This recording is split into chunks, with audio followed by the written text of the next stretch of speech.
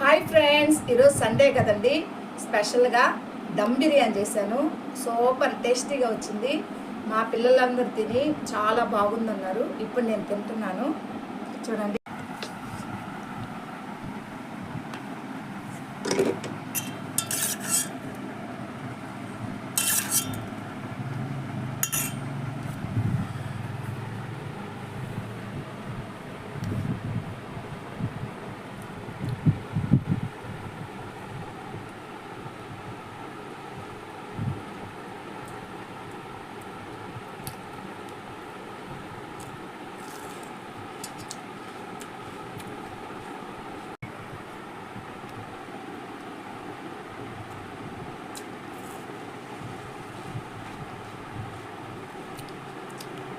సూపర్గా వచ్చిందండి.